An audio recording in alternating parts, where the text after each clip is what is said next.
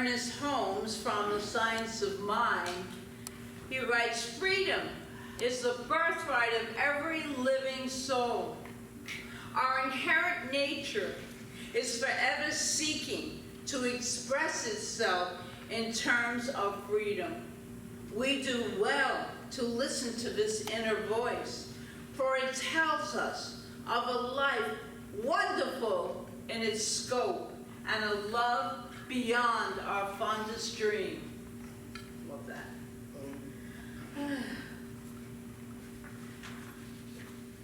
Oh, I skipped over that. Yeah, we don't want to do that. I don't want to bore you.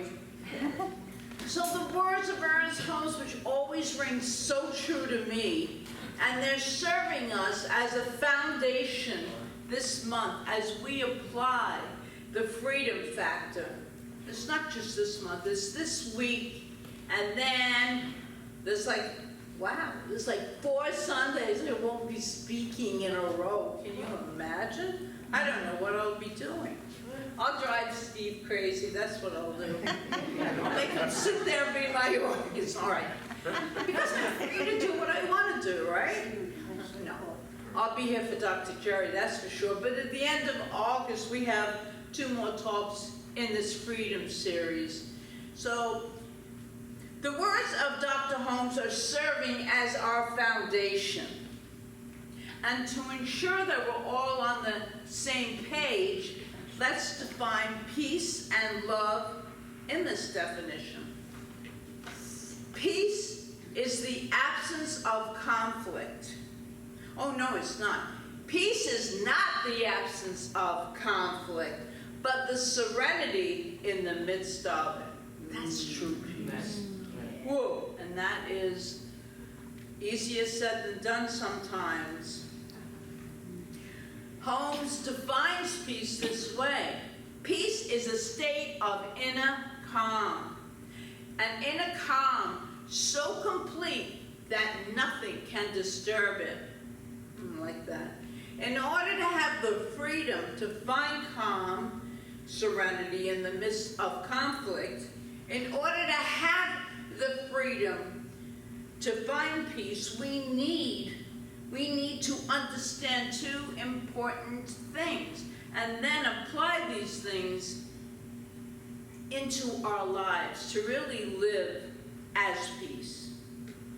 And Holmes speaks of them in the definition in the back of the book. The glossary in the back of Science of Mind book is invaluable. There's so much information back there. But he writes this: real freedom means that we are created in the image of perfection and let alone and allowed to make that discovery of ourselves. 2 tremendously important concepts are contained within that phrase. First, the very essence of perfection, life, spirit, God, etc., is who and what we are. That's who we are. We are perfect. And that's a wonderful thing to be. Perfect in a way that's spiritual, not earthly perfect, which is more egoic, but in this freedom of perfection, we turn within and we connect with that. And the second, we are given complete choice as how we are going to live our lives. We can discover and live from this truth or not. It's up to us. So what does this have to do with peace, the perfection and love? Everything. It has everything to do with peace. You have a center in you that is absolute peace, and it's there. It's a beautiful way to live life, knowing there's an alternative to reacting to everything that's going on. The very essence of peace itself.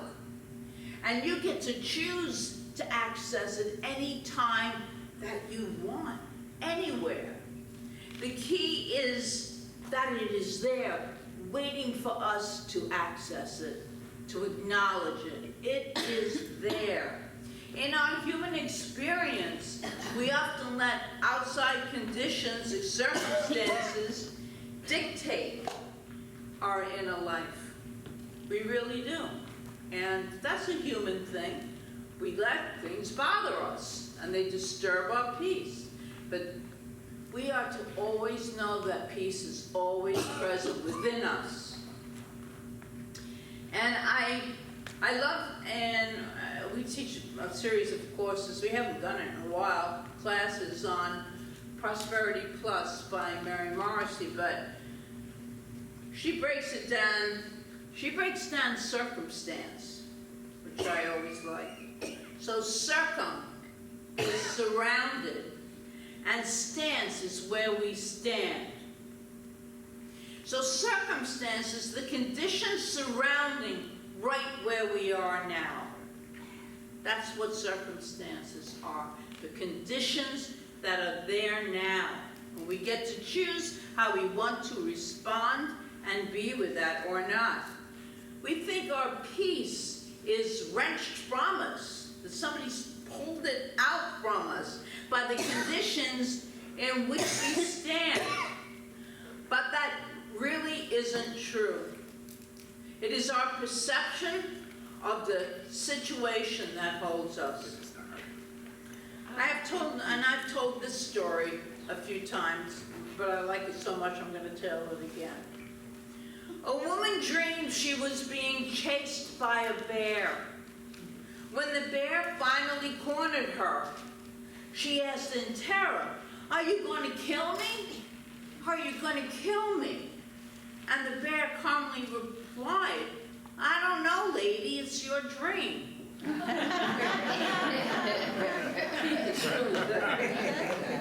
Are you going to live a life of peace? It's your life. I don't know. It's your life. You get to choose. So we have been given that gift, and it really is a gift of choice. We get to choose to look at any situation from a perspective of serenity and calm, or not. It's up to us. No matter what is going on around us, the Spirit of God is peace. And that can soothe and comfort you. It does me. I just love, because we all have a little freak out moment, right? I do. And I return though, because I know that's not my divine self. That's my human self reacting through all the beliefs and conditionings and all of the stuff we've been through in life. But contained at the very core of who I am and will always be is that peace. And that's a beautiful thing and a wonderful way to live life. The infinite is always at peace because there is nothing to disturb it. God doesn't have a bad day, God, as us, doesn't have a bad day. We ourselves can have a bad day, but that indwelling presence cannot. The Spirit of the divine is your connection with the peace. The peace that passeth all understanding. And here are 5 ideas to help us remember this, if we can remember the 5 ideas. But just know that here, right? I usually print this stuff up. This was kind of long. So it's an acronym. So it's P-E-A-C-E. So P, who can guess what P is? Peace. Patience. Patience. Patience. Prayer. All that, yes. Stay connected to Spirit through prayer and meditation is how you develop your relationship of what this thing is that we speak of, that we give a name to. The only way to find out what it is, how it is personal to you, is through prayer and meditation. And not for a specific reason or purpose or to manifest anything, just to commune with God, with our higher self, with our indwelling self. And we stay aligned with it. When we do that, we know what it is, and we know it's present. And then we have E, envision. Envision everyone on the planet Earth, can be tricky, as a member of your holy human family. Not your dysfunctional human family, or, just people that we judge dysfunctional. There might be a few, of. But everyone ultimately is our divine holy, is our holy family. Part of who we are. Has to be. If there's only one of us present, if there is only a unity, it can't be us and someone else. It looks that way, and it can feel that way, but when we leave these human bodies, which we all will, we're going to find out. I know I'm going to find out. That's my belief. That it's all one. It's all one energy, one vibration, one consciousness. Anyway, I remember listening to one of the Abraham tapes, which is the class that we're going to be doing in September. Some time ago, in which Esther Hicks told of a time when she and her husband Jerry were in what they called the monster bus. It was their touring bus. And they were packing the bags to go to a hotel in the bus where the next seminar was taking place. And Jerry was like in her way. You know how that can be. It's a relatively tight space.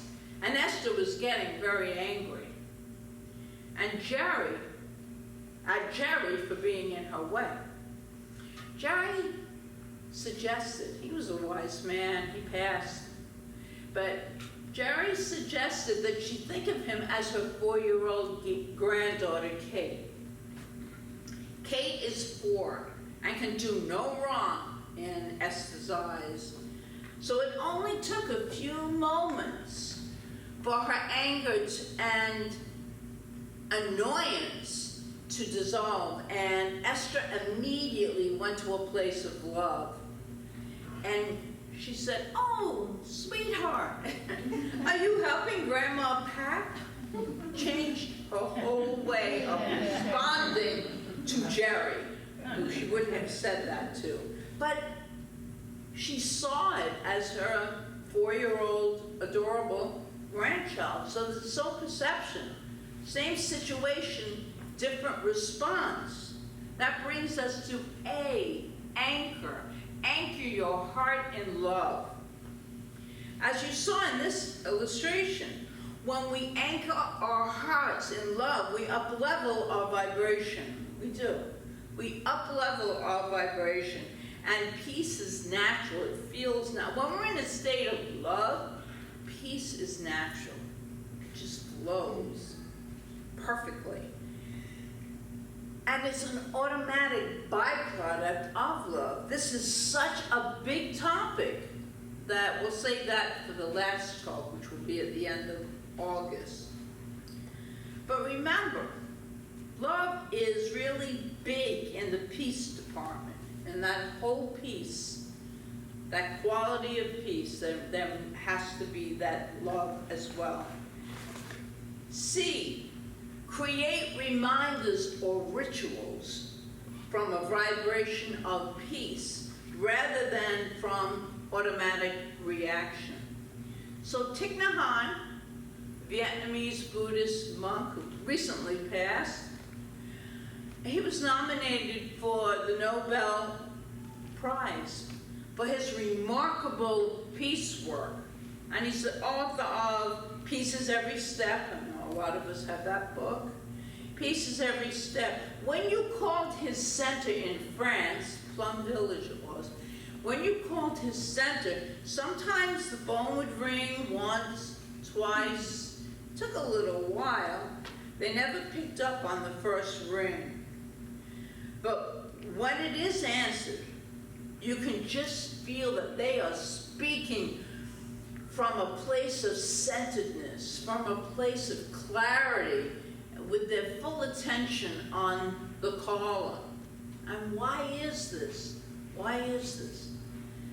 They have a peace reminder. That's good. A peace reminder that is part of the practice of every staff member there.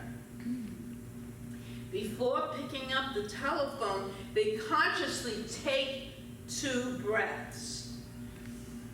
And you know, when you stop and consciously take a breath, it completely centers you. It does. It gets you in the right direction. And so the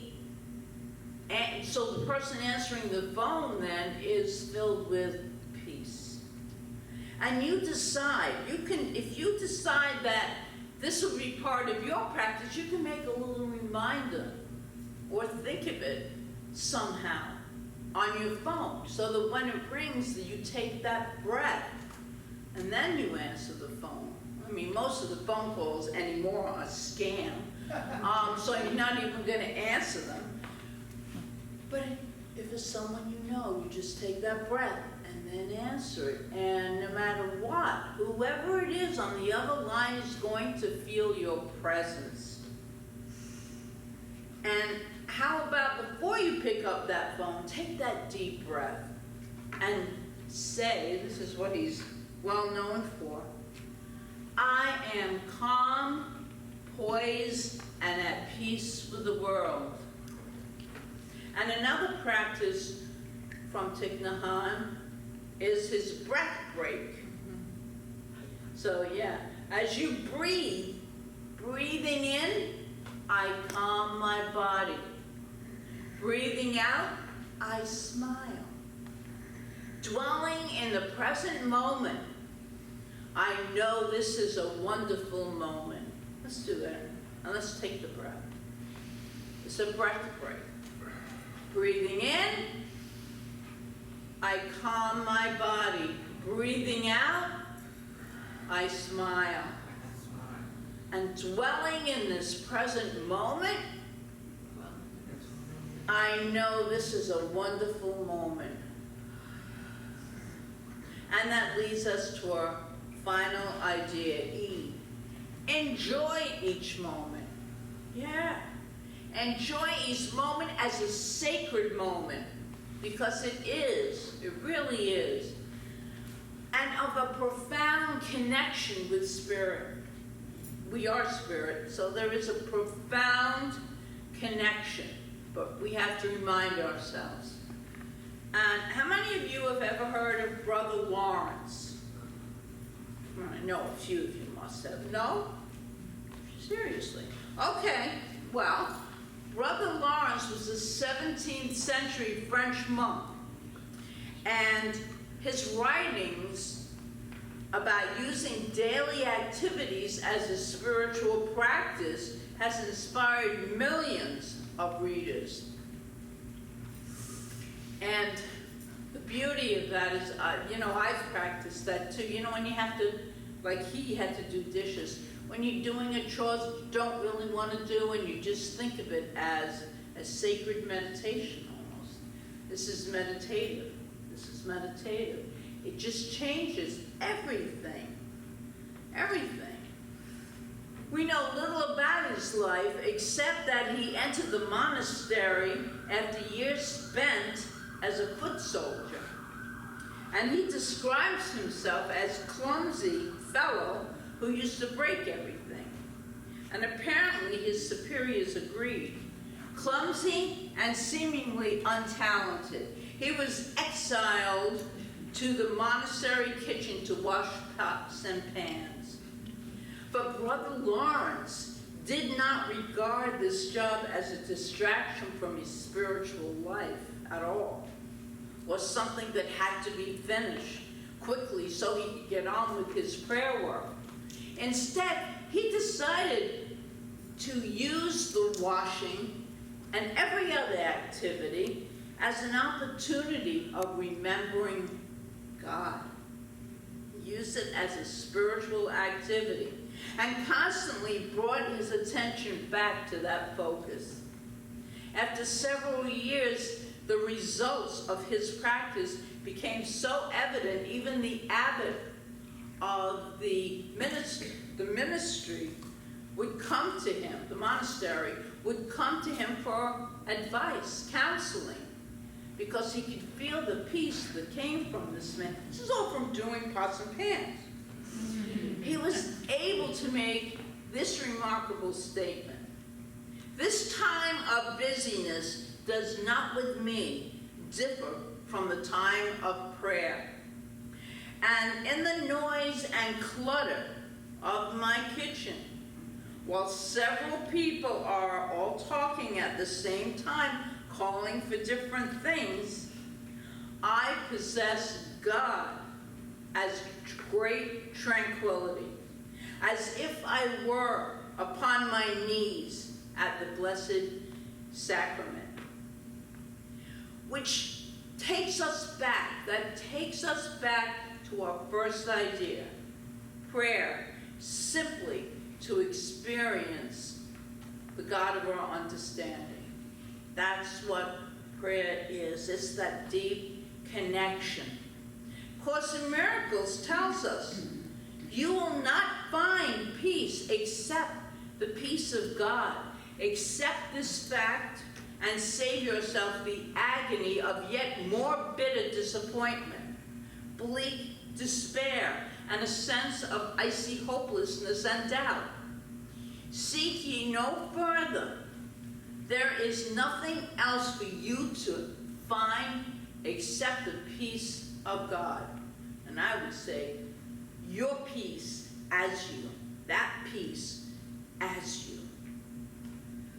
And your peace is between you and that consciousness that is so divine. That's it, period. It is not between you and another person, because usually if you're depending on another person for peace, good luck. That's all I can say. I have nothing else to say. The peace is within us. We own it. It's within them too, if they want to own it. That's not our business. Our business is to be peace, to be that peace. And sometimes that's difficult to do, but it is really worthwhile to do it. So I'd like to close this talk with, this is a prayer from Science of Mind, so by Ernest Holmes. It's about the majestic calm. So let's just take a breath together as I read it to you. My inner mind is still. My soul reflects the Most High. My spirit is the Spirit of God. In the great calm of the all-good, I rest in peace and serenity. My life is now reflecting the perfect whole. I am peace. I am calm. I am serenity and complete satisfaction. I am one with God. I am peace. Just breathe that in. I am peace. And so it is. So it is.